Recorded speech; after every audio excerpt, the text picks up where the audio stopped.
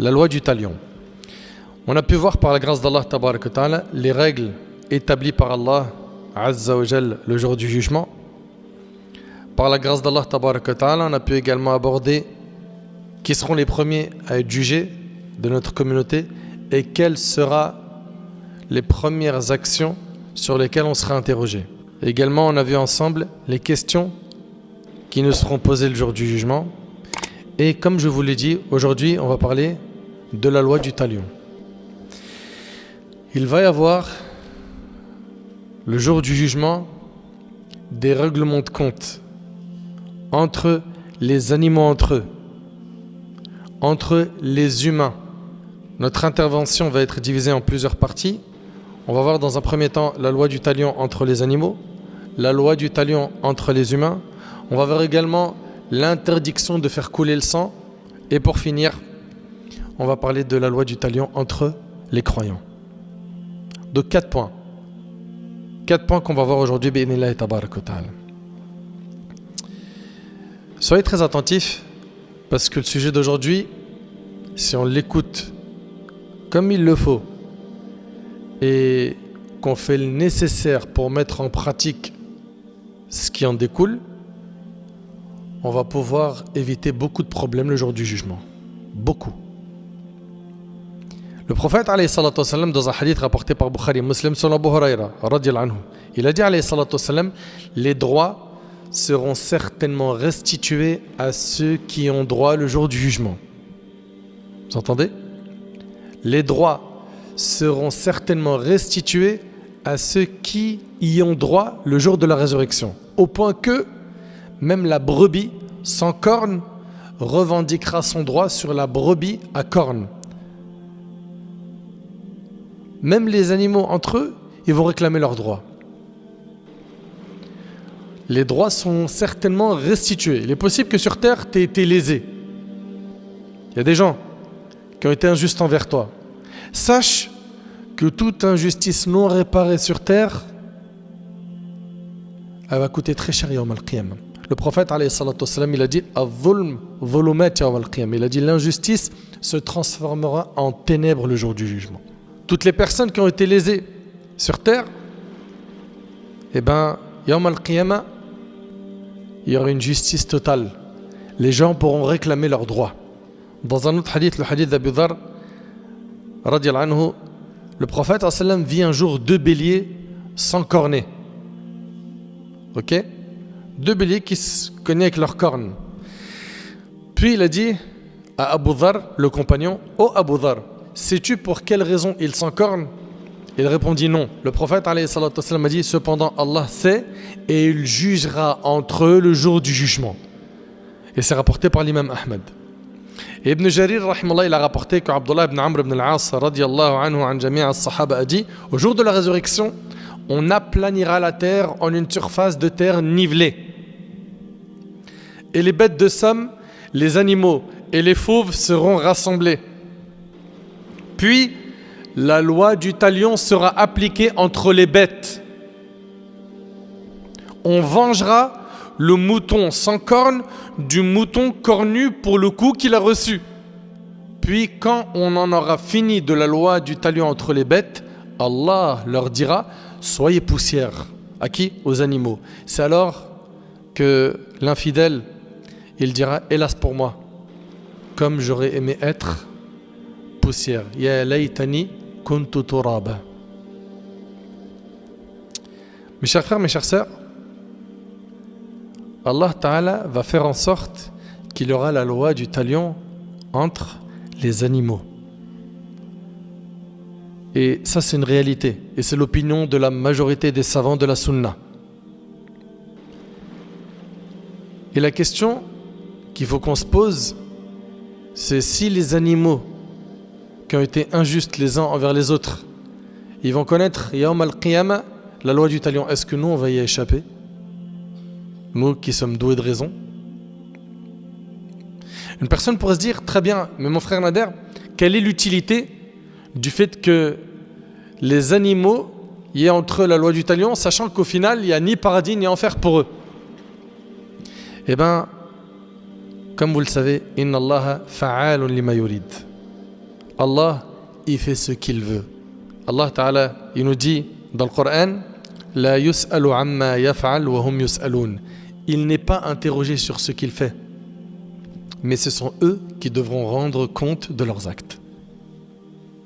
Allah fait ce qu'il veut, et nous, on n'interroge pas Allah sur ce qu'il fait, mais c'est nous qui serons interrogés le jour du jugement. Il faut comprendre que si le jugement est rendu de manière précise entre les animaux, cela n'a pas pour but que tel animal prenne les hasanats de celui qui l'a lésé. Non. Cela sera fait pour que la justice soit parfaitement rendue et que la loi du talion s'exerce. Wadih, clair? S'il en est ainsi pour les animaux, est-ce que vous pensez que les humains qui ont été injustes ou qui ont été lésés, que Yawm al-Qiyamah, les choses ne seront pas réparées? Et là on en vient justement à la deuxième partie qui est la loi du talion entre les gens le jour du jugement. Ne pensez surtout pas que l'injustice que vous avez faite un jour dans votre vie, sans la réparer, que Yawm al-Qiyamah, ça sera sans conséquence.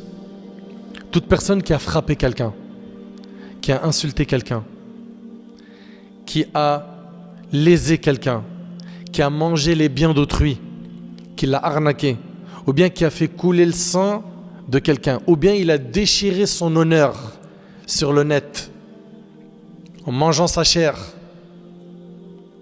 en tombant dans la médisance, la calomnie, ou bien toute personne qui s'est moquée de quelqu'un pour l'humilier, pour le rabaisser. Et il en arrive à un stade où il a blessé son frère, ou notre sœur a blessé une de ses sœurs. Le jour du jugement, la personne qui a été lésée, elle réclamera son droit. À l'injuste donc de réfléchir à toutes les injustices qu'il a faites sans se repentir. Mais t'es sérieux? Tu crois que tout ce mal que t'as fait, ça sera sans conséquence? Non. L'injustice se traduira en ténèbres le jour du jugement. Donc toi qui as été injuste, parce que tu es plus fort physiquement qu'un tel, t'occupes un poste dans la société qui te permet de mépriser les gens, d'être injuste envers eux, toi qui as fait une injustice quelconque, fais très gaffe aux conséquences de l'injustice. Parmi les recommandations que le prophète alayhi salatu wassalam adressa à Mu'adh radiyallahu anhu, lorsqu'il l'a envoyé au Yémen, il lui a dit « Et crains l'invocation de l'opprimé, car il n'y a pas de voile entre elle et Allah. » Et le hadith il est rapporté par Bukhari et Muslim. Et selon Anas ibn Malik radiyallahu anhu, le prophète alayhi salatu wassalam a dit « Soyez attentifs, craignez l'invocation de l'opprimé, donc celui qui a été lésé, même si c'est un non-musulman, car il n'y a pas de voile entre elle et Allah. » Et c'est rapporté par l'imam Ahmad, car une personne pourrait se dire « J'ai pas le droit d'être injuste envers qui? Envers les musulmans. » Alors que c'est faux. Même envers les non-musulmans, même envers les animaux. T'as pas le droit d'être injuste. Tout court. Et selon Abu Hurayra radiyallahu anhu, le prophète alayhi salatu wassalam a dit « L'invocation de l'opprimé est transportée par Allah au-delà des nuages. Et pour qui s'ouvrent les portes du ciel. Et le Seigneur dit « Par mon honneur, Allah jure, par mon honneur, certes, je te viendrai en aide, même après quelque temps. » Et c'est rapporté par Tirmidhi, c'est-à-dire que cette injustice qui a été faite et qui a rencontré en face la doua de l'opprimé, cette personne qui a été lésée et qui a fait doua, Allah dit, par mon honneur, certes, je te viendrai en aide, même après quelque temps. Rappelez-vous une chose, l'injuste, il n'est pas aimé par Allah. Allah tabarak wa ta'ala a dit Wallahu la yuhibbu adh-dhalimin, et Allah n'aime pas les injustes. Et selon Abu Musa radiyallahu anhu, le prophète alayhi salatu wassalam a dit Allah accorde un délai à l'injuste, il ne le punit pas tout de suite. Parce que certains ils se disent mais subhanallah, c'est un tyran, il en a fait plein des bavures. Ou bien dans le couple, la sœur elle craque, ou l'inverse, ou c'est dans la famille avec un père tyrannique, ou des enfants qui sont injustes. Eh bien, retenez ce que nous dit le Nabi alayhi salatu wassalam. Allah accorde un délai à l'injuste. Il ne le punit pas tout de suite. Mais quand il le frappe de son châtiment, il ne le rate pas. Mais quand il le frappe de son châtiment, il ne le rate pas. Puis il récita ce verset وَكَذَلِكَ أَخْذُ رَبِّكَ إِذَا أَخَذَ الْقُرَى وَهِيَ ظَالِمَةٌ إِنَّ أَخْذَهُ أَلِيمٌ شَدِيدٌ. Tel est le châtiment de ton Seigneur quand il punit les cités alors qu'elles sont injustes. Son châtiment est bien douloureux et bien dur. Et le hadith, il est rapporté par Bukhari et Muslim. Comprends donc que c'est une histoire de temps pour l'injuste. Tu as été lésé, tu as subi une injustice terrible. Il s'en est pas repenti, il n'a pas corrigé le tir. C'est une histoire de temps. Il va payer. Mais attention, ce que vous devez retenir, c'est quoi? C'est qu'il va payer sur terre avant l'au-delà. C'est pas mes paroles. Vous allez voir, hein, je vais vous citer pas mal de preuves. Tous les injustes et les tyrans ont cru qu'ils avaient un pouvoir éternel. Et ils ont été très vite vaincus et humiliés. Et leur orgueil n'a guère duré. Car le pouvoir réel et éternel, il revient à Allah tabaraka ta'ala seul. Et le bonheur et la quiétude reviennent toujours au juste. Allah nous a multiplié les exemples dans le Coran de tyrans et injustes qui ont péri humiliés. Namroud, avec le prophète Ibrahim alayhi salam. Pharaon, Qaroun, Abraha, Abraha qui a voulu détruire la Kaaba à l'époque du prophète Mohammed alayhi salam. Tous, ils ont été humiliés, ils ont péri. Et méditez avec moi sur ce hadith rapporté par l'imam Ibn Majah, Ibn Hibban, Al-Bayhaqi, Abu Ya'la, Al-Mawsili, selon Jabir, radiyallahu anhu. Lorsque les émigrants revinrent, écoutez bien, d'Abyssinie, et c'était l'année de la conquête de la Mecque. Comme vous le savez, il y a des musulmans qui avaient émigré vers Al-Habasha.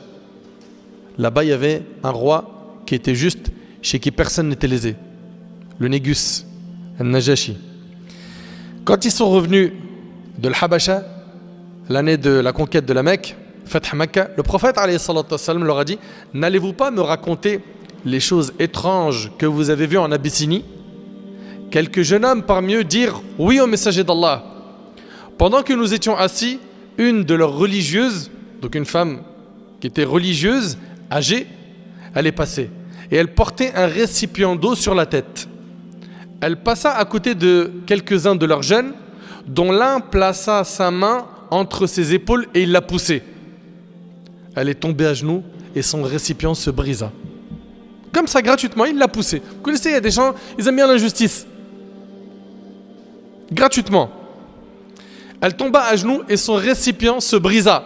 Lorsqu'elle se leva, elle se tourna vers lui et lui a dit: tu sauras, ô injuste, que lorsque Allah placera le repose-pied et rassemblera les premiers et les derniers, et que les mains et les pieds parleront en disant ce qu'ils ont fait, tu connaîtras bientôt ton sort et le mien en sa présence, en la présence d'Allah. Le prophète alayhi salatu wassalam a dit: elle a dit la vérité. Elle a dit la vérité. Comment une communauté peut-elle espérer être purifiée de ses péchés? Comment une communauté peut-elle espérer être purifiée quand on ne rend pas justice aux faibles face aux forts? Combien de gens, malheureusement, quand tu vois des injustices et que celui qui a été injuste, il est fort, il se range du côté du fort. Il ne veut pas se le mettre à dos. Il se tait face à l'injustice. Il accepte l'injustice. Mais comment vous voulez qu'on réussisse? Comment une communauté peut-elle espérer être purifiée de ses péchés quand on ne rend pas justice aux faibles face aux forts? Mes chers frères, mes chères sœurs, selon Abu Hurayra radiyallahu anhu, le prophète alayhi salatu wassalam a dit: celui qui a lésé son frère dans sa bonne réputation. Tu as été injuste envers ton frère ou envers ta sœur, dans sa bonne réputation, tu as touché à son honneur. Tu as voulu, écoute bien, tu as voulu chiffonner sa réputation sur le net. tu l'as filmé à son insu, ou bien tu as enregistré ce qu'il a dit et tu l'as coupé de son contexte, ou tu l'as manipulé, ou tu lui as fait dire ce qu'il ne voulait pas dire avec des textes, ou tu as affiché sa désobéissance, il a commis un péché en secret, et toi tu viens, tu filmes et tu dévoiles. Ton objectif c'est de déchirer son honneur? Accroche-toi. Celui qui a lésé son frère dans sa bonne réputation, ou autre chose, qu'il s'en acquitte auprès de lui aujourd'hui dans ce bas monde, avant qu'il ne se retrouve dans l'autre monde où le dinar et le dirham n'ont plus cours. C'est-à-dire quoi? Répare sa vie aujourd'hui, avant d'arriver à la terre de Yawm al-Qiyamah.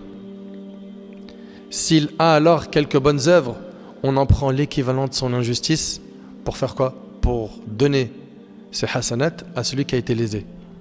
Et s'il n'a aucune bonne œuvre, on lui fait supporter en compensation une partie des péchés de la victime, et c'est rapporté par le Bukhari.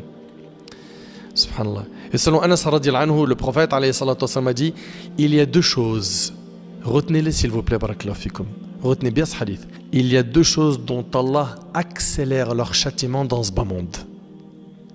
Il y a deux choses, Allah, il va accélérer leur châtiment dans ce bas monde. L'injustice et la rupture des liens de parenté rapportés par le Hakim. T'as coupé les liens de famille? Écoute bien. T'as coupé les liens de famille?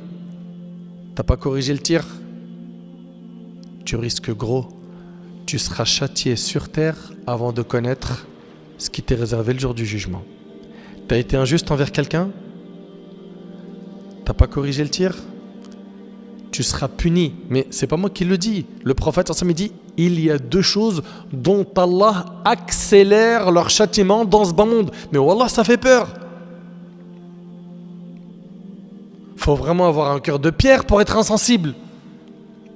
L'injustice et la rupture des liens de parenté. Et selon Abu Bakr radiyallahu anhu, le prophète alayhi salatu wassalam a dit, soyez attentifs sur ce hadith, subhanallah. Et selon Abu Bakr radiyallahu anhu, le prophète sallam a dit, il n'y a pas un péché qui fait mériter à celui qui l'a fait que le châtiment lui soit hâté dans cette vie avec ce qui l'attend dans l'au-delà, comme l'injustice et le fait de rompre les relations avec les proches parents rapportés par Abu Daoud. Il n'y a pas un péché qui fait mériter à celui qui l'a fait que le châtiment lui soit hâté dans cette vie. Le châtiment, il va le toucher dans cette vie. Dans cette vie, il va être frappé par des maladies, ou bien des problèmes de famille, des problèmes de santé, perte de ses biens, une humiliation, son travail. Tout se passe mal dans son travail. Pense à ce que tu as fait dans ta vie. Est-ce qu'il n'y a pas une ou plusieurs injustices que tu as faites et que tu n'as pas corrigées, que tu n'as pas réparées, avec ce qui l'attend dans l'au-delà, comme, écoutez bien, l'injustice et le fait de rompre les relations avec les proches parents. L'injustice, nuire aux gens, leur faire du mal, bousiller leur vie, en leur faisant des problèmes, en montant des rumeurs sur eux. C'est injuste. Tu t'es pas repenti, tu payes sur terre. T'as sali son honneur, t'as mangé ses biens, tu l'as arnaqué. Et tu crois que t'as du talent. Ah non, lui là, comment je l'ai arnaqué, je te raconte même pas. Je pensais que c'était un pigeon, c'est un aigle royal. Ce que je lui ai fait à lui là, t'es même pas prêt. Mais mesquine, c'est toi l'aigle royal, c'est pas lui. Toi tu crois que t'as gagné quelque chose? T'es un loser. Parce que tout ce que t'as pu ramasser comme argent, que t'as pas rendu à leurs ayants droit, Yawm al-Qiyamah, le jour du jugement, tu rembourses avec tes hasanat. Et imagine, t'en as pas beaucoup. On prend les péchés de la victime et on te les jette sur ton compte. C'est qui a perdu? C'est toi ou c'est lui? C'est toi qui as perdu. Donc moi je pense à ces personnes qui sont injustes et qui vont voler l'argent d'autrui, okay, qui vont prendre l'argent des autres injustement, ou bien qui vont être injustes envers leur famille. et qui ne corrigent pas le tir. Ou bien des frères qui sont injustes dans leur couple, ou des femmes qui sont injustes dans leur couple. Une parmi les choses qui me vient à l'esprit et qui malheureusement se multiplie, c'est ces frères qui sont dans le four de l'épreuve avec madame, ils sont mariés, ça marche plus, ça y est, ils n'arrivent plus à recoller les puzzles, c'est compliqué. Au lieu qu'ils se séparent selon le Coran et la Sunna, comme ils se sont mariés selon le Coran et la Sunna, non. Qu'est-ce qu'il fait monsieur?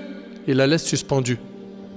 Et il part et il ne la divorce pas. Et il lui dit je te divorcerai pas. Et des fois on sait il est où et des fois on sait pas il est où. Quand on sait il est où, il dit je lui dois rien, personne rentre dans mon couple, je la répudierai pas. Voilà, c'est comme ça, elle se reconstruit pas. Ça s'appelle comment ça? C'est de la justice ça? C'est de l'équité? C'est halal, c'est autorisé ça? Et puis cette personne qui disparaît et qui sait qu'il ne l'a pas divorcée et qui part. On essaye par tous les moyens de savoir il est où, on ne sait pas. C'est la justice ça?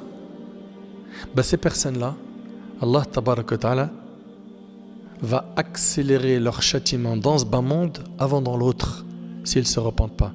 Et pour que le repentir soit bien fait, il faudra qu'ils cessent cette injustice. Et donc, c'est soit il la reprend, ok, ils essayent de trouver un terrain d'entente et on remet tout à plat, et puis peut-être Allah tabaraka wa ta'ala va faciliter que la relation devient plus forte qu'avant, ou bien il la laisse avec un divorce sans qu'il y ait ces comportements de voyous. N'importe qui a été injuste, il peut sur terre se faufiler et ne pas se faire attraper. Il peut, c'est vrai ou pas? Il peut disparaître et puis personne n'arrive à l'attraper. Il doit de l'argent à un tel, il doit de l'argent à un tel, il a fait du tort à un tel, puis il arrive à fuir. Ok? Mais sachez une chose, c'est qu'il est impossible qu'une personne entre au paradis sans que ce qu'elle a fait comme injustice soit réparé le jour du jugement. Impossible. Il y a une justice divine. L'injuste ne pourra pas y échapper. Ce jour-là, il y aura des règlements de compte. Et il va y avoir des gens, subhanallah, qui vont se retrouver à faire faillite le jour du jugement. À faire faillite. D'après Abu Huraira radiyallahu anhu, le hadith il est rapporté par Muslim. Le prophète sallallahu alayhi wa sallam a dit un jour à ses compagnons, savez-vous qui a fait faillite? Et ils dirent, nous considérons comme failli parmi nous celui qui a perdu son argent. Et c'est bien. C'est ça notre définition nous aussi. Quelqu'un qui a fait faillite, c'est qui? C'est quelqu'un qui a plus d'argent, on est d'accord ou pas?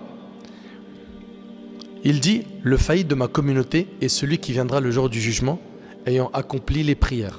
Donc c'est quelqu'un qui a prié. Observé le jeûne et payé la zakat. Il vient après avoir insulté un tel. Lui qui a prié, qui a jeûné, qui a payé la zakat, Allah barik, il a fait des efforts. Mais de l'autre côté, qu'est-ce qu'il a fait? Il a insulté un tel, calomnié un tel, pris injustement les biens d'un tel, versé le sang d'un tel et frappé un tel. Tout ça c'est quoi? C'est des injustices, on est d'accord ou pas? On répartit ses bonnes actions entre ses victimes. Imagine si tu as lésé 5 personnes, tu en as 5 devant toi qui t'attendent Yawm al-Qiyamah. Ils réclament leurs droits. Imagine s'ils sont 10. Imagine s'ils sont 100. Parce qu'avec Internet, tu as déchiré plusieurs personnes. Avec ton audience, tu as déchiré pas mal d'honneurs. Imagine-toi que Yawm al-Qiyamah, le jour du jugement, une personne peut se retrouver à avoir 100 personnes devant elle, 1000 personnes, un pays complet. Et là, vous voyez de qui je parle? Le gouverneur. C'est chaud. L'injustice, c'est chaud. On répartit ces bonnes actions entre ces victimes et si elles ne suffisent pas à le racheter auprès d'elles, on prélèvera de leurs péchés pour les lui imputer et le jeter ensuite dans le feu rapporté par Muslim. Supposons que ces 10 personnes, par exemple, qu'une personne a lésé, il leur donne ses hasanat, mais à la fin, il n'en a plus pour rembourser le tort qu'il a fait. Et qu'après cela, il y a encore des personnes qui réclament leurs droits. Ils disent, et moi, je veux mes droits. Il n'a plus de bonne action. Je veux mes droits. On prendra leurs péchés et on les mettra dans le compte de celui qui a été injuste. C'est-à-dire, il n'a plus de bonne action parce qu'il les a tous distribués, mais il doit encore des hasanat, des bonnes actions. Il prendra à ce moment-là les péchés des personnes lésées, puis après il les jette en enfer. C'est là la définition qu'a donnée le prophète sallam de qui? De celui qui a fait faillite. Et moi je vous pose une question. Est-ce qu'il y en a un parmi nous qui veut être Yawm al-Qiyamah de ceux qui vont faire faillite? Ça vous intéresse ça? C'est un bon projet? C'est-à-dire, t'imagines un peu les gens, quand ils veulent booster leur foi, ils vont faire des umrah. C'est vrai ou pas? Ils vont à la Mecque, ils viennent à la mosquée, ils vont ouvrir le Coran, ils vont faire des aumônes. Et en parallèle, il est en train de détruire toutes ces hasanats par l'injustice.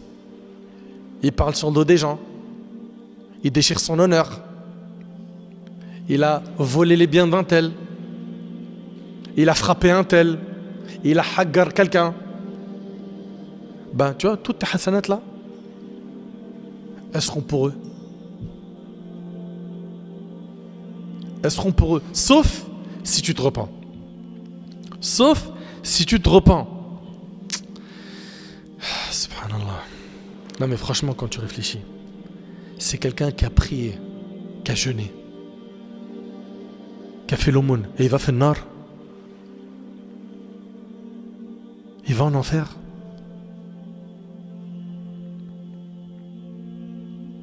Pourquoi? Parce qu'il n'a pas réussi à retenir sa langue. Parce qu'il a profité de son rang social pour écraser des gens, les piétiner, parce qu'il a humilié un tel. Qu'Allah subhanahu wa ta'ala nous fasse miséricorde. Qu'Allah azza wa jalla il améliore notre situation. Non, mais franchement, mais c'est impressionnant, wallahi. Quand tu réfléchis un petit peu, tu vois, Yawm al-Qiyamah, une personne, et il y a plein de monde qui s'attache à lui. On veut notre droit. Toi déjà, c'est déjà trop la panique. Tu connais pas ton sort. Et puis tu vois 10, 15, 20, 30, 100 personnes. Faites en fonction du nombre d'injustices que tu as fait sur terre. Des gens qui réclament leurs droits. Et qui te lâchent pas. Je veux mon droit. Tu m'as pris mes biens. Tu as volé mon héritage. On a monté un business ensemble. Tu m'as arnaqué. Ou bien j'étais ton fournisseur, ou bien j'étais ton client. Et j'ai subi quoi? Une arnaque de ta part. Ils vont réclamer leurs droits. Ce que je suis en train de vous dire là, c'est des choses qui vont arriver. C'est réel. On n'est pas en train de parler de choses imaginaires. Ça vient des hadiths du prophète qui sont authentiques. Allahu Akbar. Imaginez-vous que cette personne, elle prend son livre. Et puis, il y avait des bonnes actions. Il y en avait plein de bonnes actions. Mais à côté, il y avait beaucoup d'injustice. Et les gens, ils prennent à la légère cette histoire. Et wallahi, c'est très dangereux. Normalement, l'intelligent parmi nous, le sage, jamais de la vie, il dort sans avoir corrigé le tir, sans avoir réparé l'injustice qu'il a faite. Jamais. Et ne t'achète pas bonne conscience en te disant « Ouais, mais de toute façon, je suis injuste envers lui, mais en même temps, lui aussi, il a été injuste envers un tel. » Et toujours, on se trouve des justifications. Ou bien « Non, mon nefs, il veut pas. Parce que quand même, il n'a pas été gentil. Donc il n'a pas été gentil, toi, tu es injuste. » Nous, on est régis par le Coran et par la Sunna. Ok? Gardez bien ça en tête. On est régis par le Coran et la Sunna. À chaque fois, il faut que tu te dises qu'est-ce que le prophète sallam a fait dans cette situation. Qu'est-ce que le prophète sallam nous a recommandé de faire? C'est lui notre exemple. Allah Ta'ala dit وَلَا تَحْسَبَنَّ اللَّهَ غَافِلًا عَمَّا يَعْمَلُ الظَّالِمُونَ إِنَّمَا يُؤَخِّرُهُمْ لِيَوْمٍ تَشْخَصُ فِيهِ الْأَبْصَارُ مُهْطِعِينَ مُقْنِعِي رُؤُوسِهِمْ لَا يَرْتَدُّ إِلَيْهِمْ طَرْفُهُمْ وَأَفْئِدَتُهُمْ هَوَاءٌ وأنذر الناس يوم يأتيهم العذاب فيقول الذين ظلموا ربنا أخرنا إلى أجل قريب نجب دعوتك ونتبع الرسل أولم تكونوا أقسمتم من قبل ما لكم من زوال وسكنتم في مساكن الذين ظلموا أنفسهم وتبين لكم كيف فعلنا بهم وضربنا لكم الأمثال وقد مكروا مكرهم وعند الله مكرهم وإن كان مكرهم لتزول منه الجبال فلا تحسبن الله مخلف وعده رسله إن الله عزيز ذو انتقام يوم تبدل الأرض غير الأرض والسماوات وبرزوا لله الواحد القهار وترى المجرمين يومئذ مقرنين في الأصفاد سرابيلهم من قطران وتغشى وجوههم النار ليجزي الله كل نفس ما كسبت إن الله سريع الحساب هذا بلاغ للناس ولينذروا به وليعلموا أنما هو إله واحد وليذكر أولو الألباب. Allah Ta'ala il dit, soyez attentifs. Ne pense surtout pas qu'Allah soit inattentif à ce que commettent les transgresseurs. Il retarde uniquement leur rétribution jusqu'au jour où les regards seront figés. Ils se presseront levant la tête, le regard figé et le cœur vide, et avertit les hommes du jour où le châtiment les atteindra. Et les transgresseurs diront, Seigneur, accorde-nous un court délai. Nous répondrons à ton appel et suivrons les messagers. Les injustes là, qu'est-ce qu'ils vont dire Yawm al-Qiyamah? Ya Allah, accorde-nous un court délai. Laisse-nous revenir sur terre et œuvrer dans le bien. Nous répondrons à ton appel et suivrons les messagers. On leur répondra, ne juriez-vous pas auparavant que vous ne quitteriez jamais ce bas monde pour l'au-delà? C'est-à-dire que vous n'allez pas être ressuscité et rétribué. Vous avez pourtant habité les demeures de ceux qui s'étaient fait tort à eux-mêmes. Il vous était clairement apparu ce que nous avions fait d'eux et nous vous avons donné des exemples. Ils ont alourdi des complots. Ils ont alourdi des complots contre Allah en lui associant, contre les messagers et contre la vérité. Mais leur complot n'échappe pas à Allah. Et leur complot ne saurait déplacer les montagnes. En raison de quoi? De leur faiblesse. Leur complot ne nuit ni aux montagnes, ni à rien d'autre. Et le châtiment ne retombe que sur eux.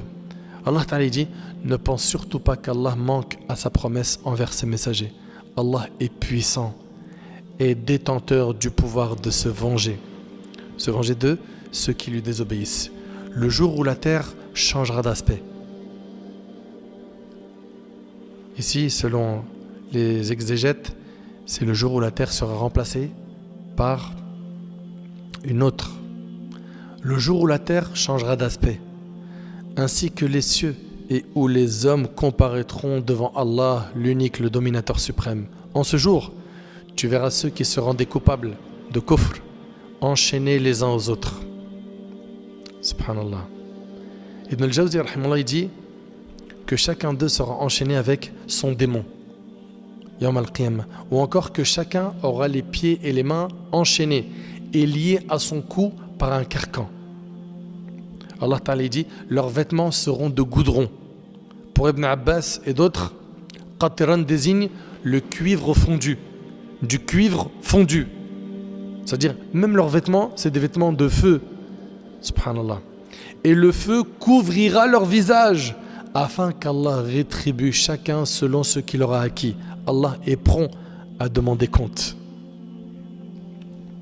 Subhanallah. Allah il connaît tout et rien ne lui échappe. Allah il dit, ceci, le Coran est un message adressé aux hommes, afin qu'ils soient avertis, qu'ils sachent qu'il est un Dieu unique et que ceux qui sont doués de raison en tirent une exhortation. Allah tabaraka wa ta'ala, comme vous le savez, parmi les règles qu'il a établies le jour du jugement, c'est qu'il n'y aura pas d'injustice. Vous vous rappelez de ça? Donc à toute personne qui a été lésée, patiente. Bien évidemment, fais le nécessaire pour récupérer tes droits, mais sois patient.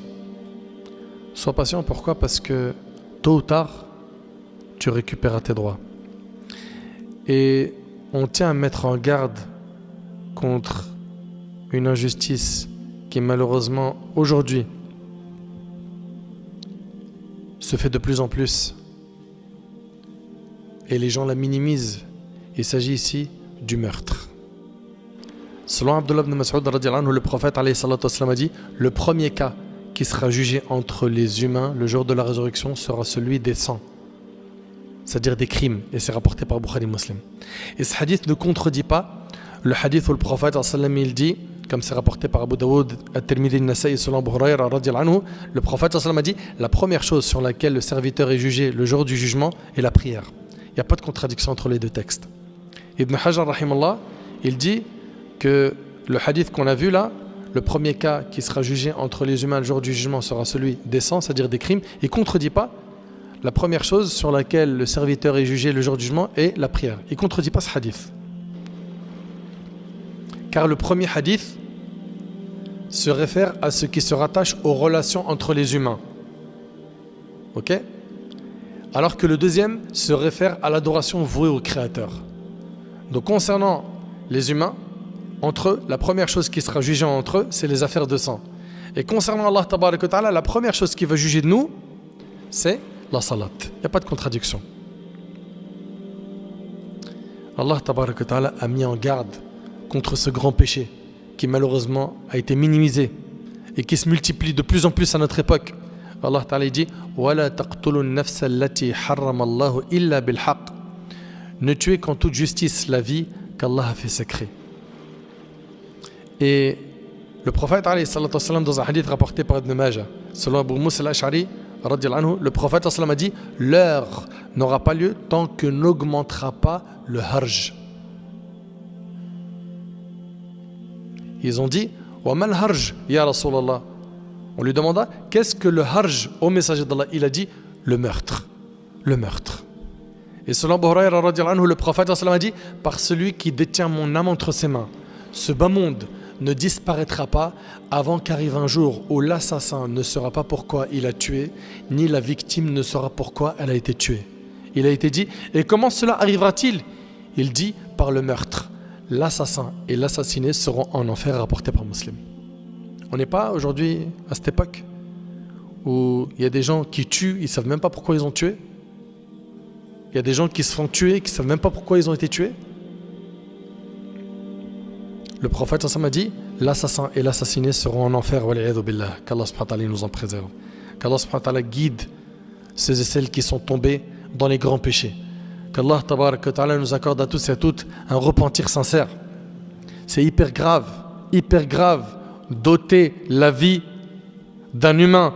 Allah tabaraka wa ta'ala dit: وَمَنْ يَقْتُلْ مُؤْمِنًا مُتَعَمِّدًا فَجَزَاؤُهُ جَهَنَّمْ خَالِدًا فِيهَا وَغَضِبَ اللَّهُ عَلَيْهِ وَلَعَنَهُ وَأَعَدَّ لَهُ عَذَابًا عَظِيمًا. Quiconque tue intentionnellement, volontairement un croyant, sa rétribution alors sera l'enfer pour y demeurer éternellement. Alors ici, un point important, dans ce hadith on a éternellement, mais est-ce que cela signifie que le meurtre c'est de la mécréance majeure? Non. On a le mot éternellement, mais qui n'a pas comme sens l'éternité qu'on connaît, mais plutôt al-mudda at-tawila, la longue durée. Ok? Car il n'y a pas quelqu'un min ahl al-tawhid qui sera en enfer pour l'éternité. Mais ici il faudra comprendre que c'est pour y demeurer longtemps. Allah l'a frappé de sa colère, l'a maudit et lui a préparé un énorme châtiment. Et selon Abdullah ibn Umar radiyallahu anhu, le prophète a dit: le croyant trouve dans la religion la plus grande indulgence tant qu'il n'a pas fait couler de sang interdit, rapporté par le Bukhari. Et selon Abu Darda radiyallahu anhu, le prophète a dit: tout péché est susceptible d'être pardonné par Allah, exception faite de mourir mushrik ou qu'un croyant tue volontairement un croyant, rapporté par Abu Daoud. Et il a à comprendre comme le verset que c'est al-mudda at-tawila, la longue durée. Et selon Buraïda radiyallahu anhu, le prophète a dit: la disparition de ce bas monde est moins grave auprès d'Allah que de tuer un croyant, rapporté par An-Nasa'i.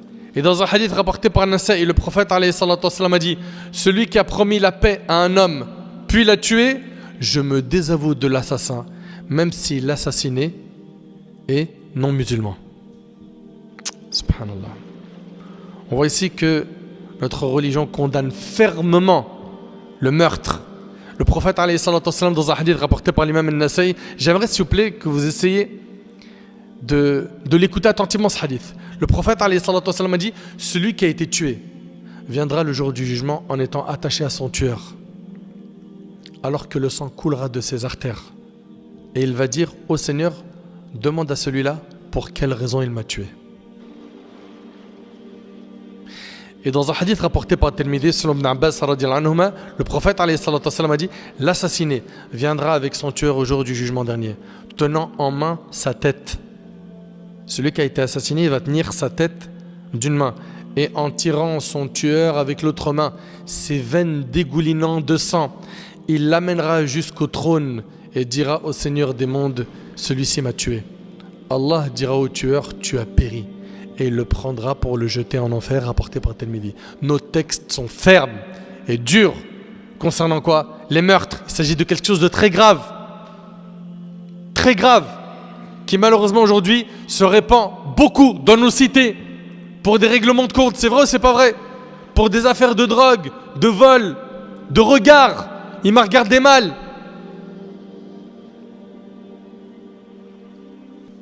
Il m'a pas respecté. Mais vous n'avez pas peur d'Allah? Ces gens-là, ils croient que la vie, c'est GTA. Mais tu as des comptes à rendre Yawm al-Qiyamah, le jour du jugement. Réfléchis, insouciant que tu es. Réveille-toi. Ne pense pas que tout ça, ça sera sans conséquence. Sauf si tu te repens sincèrement. Là, alhamdulillah, ça sera réglé pour toi Yawm al-Qiyamah. Mais il faut un repentir sincère. Et alhamdoulilah, c'est pas trop tard. Même si ce que tu as fait c'est hyper grave, Allah il pardonne à partir du moment où on lui demande pardon sincèrement. Qu'on regrette amèrement le péché, qu'on s'en détache, qu'on est déterminé à ne plus le refaire, qu'on rend ce qu'on a pris à leurs ayants droit. Donc rappelez-vous que ce péché est gravissime. Et il fait partie des très grandes injustices. Et que toutes les injustices, je le dis, je le répète, celui qui s'en repent pas, qu'il sache qu'Allah va lui accélérer son châtiment dans ce bas monde avant l'au-delà. Ça, faut vraiment bien le garder en tête. Et rappelez-vous du hadith où le prophète a dit qu'Allah accorde un délai à l'injuste. C'est-à-dire quoi? Il ne le punit pas tout de suite. Parce que certains, ils se disent: maintenant, je comprends pas, t'as vu ce qu'il a fait? Ok, parfait. Mais est-ce que tu as déjà connu un injuste? Sur long terme, il a, avec le vocabulaire de la jeunesse, percé. Il a réussi. Tôt ou tard, il a été frappé par une foudre.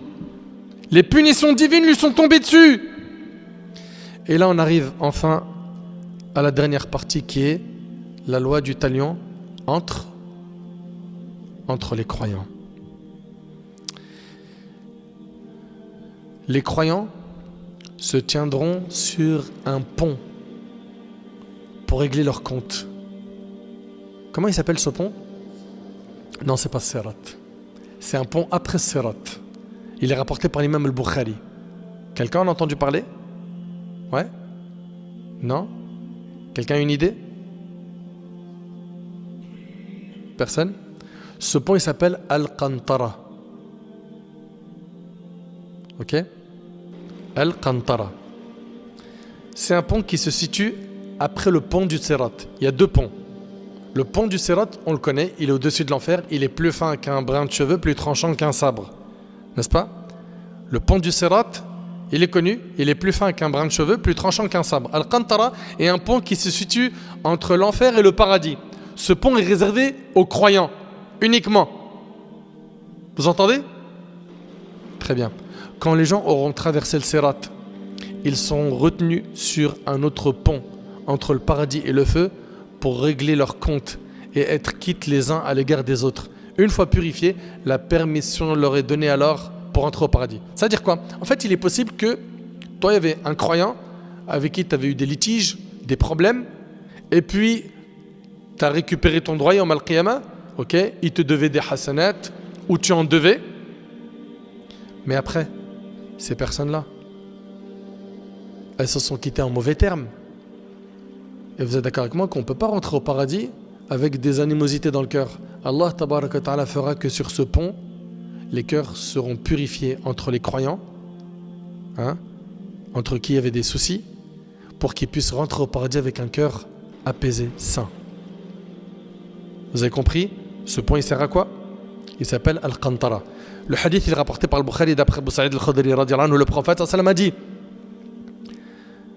lorsque les croyants seront sauvés du feu, ils seront arrêtés sur une qantara, un pont entre le paradis et l'enfer. Alors ils vont régler les uns les autres les injustices qu'il pouvait y avoir entre eux dans la vie d'ici-bas. Une fois les comptes réglés et qu'ils seront purifiés, il leur sera permis de rentrer dans le paradis. Je jure par celui qui détient l'âme de Muhammad dans sa main. Certes, ils trouveront plus facilement le chemin de leur maison dans le paradis qu'ils ne trouvaient le chemin de leur maison dans la vie d'ici-bas. Allahu Akbar. N'importe qui sort d'ici et qui rentre chez lui connaît la direction de la maison. Il sait comment rentrer chez lui. Et bien au paradis, on connaîtra directement quand on va rentrer la direction de notre demeure. Qu'Allah nous accorde le paradis. Cheikh Al-Uthaymin, rahimallah, il dit concernant la loi du talion, la première sera celle du jour du jugement avant Sirat. Ok? Et la seconde sera sur Al-Qantara qui se trouve entre l'enfer et le paradis. Pourquoi? Pour qu'ils rentrent au paradis avec des cœurs quoi? Sains, sans rancune, sans haine. Allah Ta'ala dit وَنَزَعْنَا مَا فِي صُدُورِهِم مِّنْ غِلٍّ إِخْوَانًا عَلَى سُرُرٍ مُتَقَابِلِينَ. Dans la traduction de ces versets, Allah Ta'ala dit: et nous enlèverons toute la rancune de leur poitrine et ils se sentiront frères, faisant face les uns aux autres sur des lits. Tu ne rentreras pas au paradis avec une animosité contre qui que ce soit. Comprenez bien cela. Donc toute personne qui avait la haine, de la rancune envers qui que ce soit sur terre, ils corrigeront le tir, je parle ici des croyants, sur Al-Qantara, puis rentreront au paradis avec quoi? Avec un cœur léger. Ça c'est pour Ahlul Iman. Par la grâce d'Allah Tabaraka wa Ta'ala, on vient de faire le tour de ce sujet qui est la loi du talion. Puis après la loi du talion, il y a quoi? La pesée des œuvres, la balance. Et après la balance, il y a le pont du Sirat. Après cela, il y a le paradis et l'enfer. Et c'est ce qu'on verra, Inch'Allah, dans nos prochaines interventions.